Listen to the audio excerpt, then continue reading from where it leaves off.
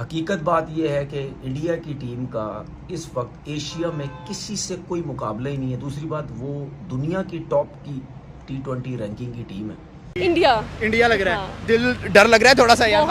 बहुत क्योंकि वो देखो खाली आपकी क्रिकेट टीम की बेइज्जती नहीं होती, पूरा पाकिस्तान का नाम आता है, ठीक है। 25 करोड़ रील होती है और इंडियंस ऐसे हैं, फिर वो छोटी छोटी रील्स बना के हर जगह लग रही होती है कि वो अवाम हमारी जो वो टीम है वो एयरपोर्ट से निकल रही है, मुंह छुपा रही है, तो फिर ऐसी चीजें बुरी लगती हैं। टीवी शीवी टूटने का कोई सीन है पाकिस्तान में इस दफा? लोग तोड़ते हैं। अगर पाकिस्तान हरा भी तोड़ेंगे? अरे नहीं, मुझे इन्होंने लेके दिया है। आपका दिल टूटेगा सिर्फ? हाँ, दिल जाहिर बात है, फिर वो तो टूटेगा।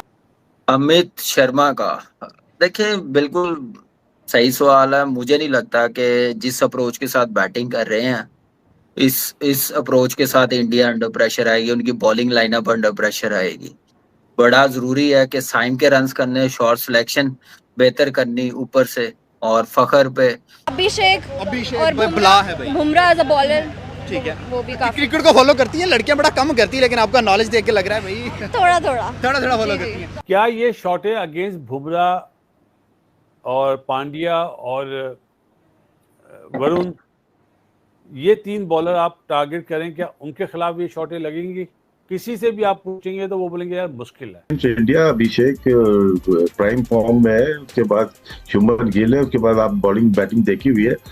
हो सकता है ट्रिक कभी कभार चल जाती है, लेकिन अगर रियलिटी में देखते हैं तो गलत फैसला होगा ही। अगर आप इंडिया के अगेंस्ट उनके स्पिनर्स टैकल करेंगे तो कैसे करेंगे? मुझे तो ये समझ नहीं आ रही।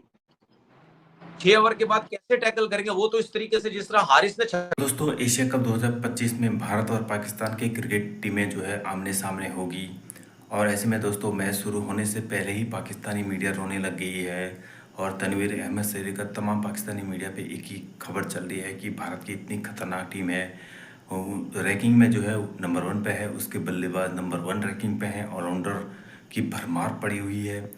और दोस्तों भारत की बॉलिंग और बैटिंग, क्योंकि भारतीय बल्लेबाजों का जो स्ट्राइक रेट है उसे देखकर पाकिस्तानी मीडिया जो है सदमे में है कि पाकिस्तान की ऐसी धज्जियां उड़ा देगा, ये हम कभी सोच भी नहीं सकते।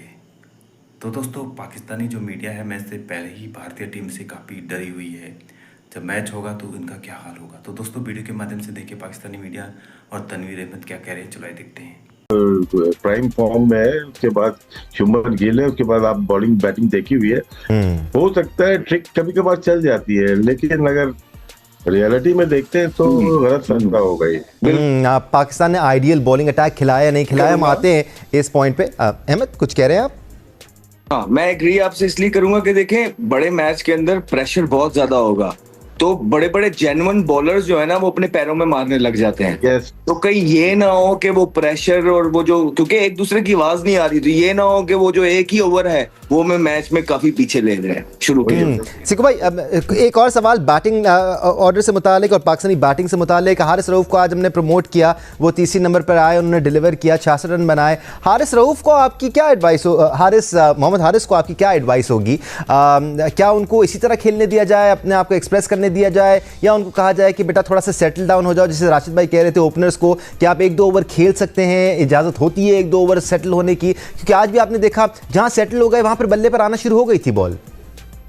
देखो हारिस को तो इसलिए भेजा था ना कि पहली ओवर के अंदर साइम आउट हो गया था। अगर हारिस को दोबारा ही मौका मिले, वो जिस तरह, देखो एक जो प्लेयर जिस तरह खेलता है उसका जो क्रिकेट है उसको नहीं ब्लॉक करनी चाहिए। उसके जो शॉट्स हैं जिसपे वो छक्के मारता है उसको वही खेलने दे। उसको बोलेंगे कि आज 2 ओवर रुक जाना फिर बाद में मारना, तो उसका खेल खराब हो जाएगा। तो जो अगर उसकी बारी आती है फिर से, मुझे नहीं पता कि अगले मैच में फिर उसको ओपन कराएंगे या नीचे रखेंगे, आई हैव नो क्लू। अगर वो रखते हैं इसलिए कि उसने 50 किए, रिदम में है, हो सकता है उसको भेजें, वो इसलिए कि वो जब अटैक करता है तो फिर बॉलर भी सोचने पे मजबूर हो जाता है, उसकी लाइन भी खराब होती है। तो अब देखना ये है कि वो उसको ही भेजते हैं तो वो अपना गेम खेले, आकर जाकर फिर वो अगर बल्ला सीधा कर ले तो फिर फायदा क्या, फिर तो कोई फायदा ही नहीं हुआ ना। तो इसलिए बेहतर है कि उसको वैसे ही खेलने दिया जाए। अगर जो फास्ट बॉलर खिलाने की बात हो रही है, अगर हमने फास्ट बॉलर पहले खिलाना था तो उसको फिर खिला के प्रैक्टिस करा देते ना थोड़ी सी। हमारे बॉलर तो फिट ही खा रहे हैं, तो मेरा थोड़ा सा कॉन्फिडेंस अपने बॉलर्स पे हिला हुआ है। तो मैं समझता हूँ कि हमें इसी तरह यही टीम को लेके चलना चाहिए। फहीम अशरफ ने बुरी गेंद नहीं की, उसका रिदम लग रहा था, वो टीम अच्छी है, वो ज्यादा उनकी हिटें लगेंगी, सब कुछ है। तो आपको इस चीज की तैयारी करनी पड़ेगी, ये इसी तरह खेलना है। और टॉस जीते तो मेरे ख्याल से इंडिया के खिलाफ पहले हम बॉलिंग कर ले तो अच्छा है, कि जो भी फायदा है इस पिच का उठा सकते हैं वो उठा लें।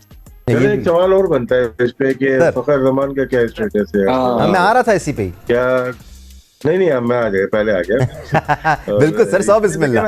हारिस आया, हारिस में परफॉर्म करे, क्या वो दो बंदों की बैटिंग, दो बैट्समैन की बैटिंग कर सकता है? फखर की बैटिंग भी इनको ही करनी पड़ेगी, क्योंकि फखर जितना लेट होंगे उतना हमारे लिए मुश्किल होगा। वो सबसे की बैट्समैन रहा है। कितना फर्क इसमें हारिस का और पाकिस्तान टीम का तो बेनिफिट लग रहा है, लेकिन फखर को आप कहाँ देख रहे हैं? आप तीनों तो सवाल है। देखिए फखर का ये है ना कि अब हम इतनी देर से ये बोलते रहे कि जब बाबर रिजवान के होते हुए नंबर 4 पे वो जा रहे थे कि जी फखर को ओपनर लेके आओ, ओपनर लेके आओ। अब राशिद भाई उसको ओपनर भी तो लेके आते हैं, तो उसमें कोई कंसिस्टेंसी या कोई इस तरह की एक आधी इनिंग उसने अभी खेली है, तो वो इस तरह की तो नजर आ नहीं रही है। तो फखर को खुद भी तो अब अपना सोचना है ना कि उसको कहाँ खेलना है भाई, उसको कहाँ फिट करें। अगर तो इतने ही कोई वो जबरदस्त खेल रहे होते हैं टीम के लिए, तो कौन किसने भला उनके नंबर पे छेड़खानी करनी थी? तो फखर को थोड़ा खुद भी अपनी परफॉर्मेंस को भी देखना है कि अगर उनके नंबर के साथ बार बार छेड़खानी हो रही है तो उसकी कोई वजह है, क्योंकि वो अभी तक T20 के अंदर अपनी जगह, अपनी पोजीशन शायद सीमेंट ही नहीं कर पाए। इसका मतलब ये हुआ कि ये अगर टूर्नामेंट खुदा ना खास्ता अच्छा नहीं जाता है तो फखर अपनी जगह छोड़ देंगे और उनकी जगह हारिस ही परमानेंट आ जाएंगे। सर मुझे लगता है कि आपके बहुत सारा प्लेयर के लिए अगर खुदा ना ख्वास्ता ये टूर्नामेंट अच्छा नहीं जाता, क्योंकि बचत इसलिए हो जाएगी कि आगे वर्ल्ड कप लगा। अगर आप इंडिया के अगेंस्ट उनके स्पिनर्स टैकल करेंगे तो कैसे करेंगे, कैसे करेंगे? मुझे तो ये समझ नहीं आ रही। 6 ओवर के बाद कैसे टैकल करेंगे? वो तो इस तरीके से जिस तरह हारिस ने छक्के मारे, एक ही जगह पे मारे मिड विकेटों पे 65%, 60% वही रन थे। रिजवान को हम बोलते रहे हैं कि भाई वो तो ऑन साइड पे खेलता, ऑफ साइड पे क्रिकेट ही नहीं खेलता। तो ये कौन सा ऑन साइड ऑफ साइड पे क्रिकेट खेलता है? ये भी ऑन साइड पे क्रिकेट खेलता है। अच्छा, आपने 66 रन किए, 12 से 13 ओवर बाकी, 12-13 ओवर में आप आउट हो गए। तो भाई थोड़ा सा दिमाग इस्तेमाल करो। अगर आपने 50 कर दिए, 12-13 ओवर बाकी हैं, तो किसने मना किया आप 100 पे मत जाएं? किसने बोला आप खेले ना सेंसिबल? उसकी वजह ये सेंसिबल नहीं खेल सकते क्योंकि किसी को खेलना आता ही नहीं है। जो कि हमें परेशानी एक लग रही है कि यार इंडिया के स्पिनर्स के आगे क्या करेंगे, ये मुझे समझ नहीं आ रही। एक प्लेयर ऐसा जो मैं बार बार बोलता हूँ, मैसेज दे रहा हूँ, बार बार मैसेज दे रहा हूँ सलमान आगा को कि भाई मेरे थोड़ी सी देर के लिए जो माइक हैसन कह रहा है उसको थोड़ा सा तुम साइड पे रख दो।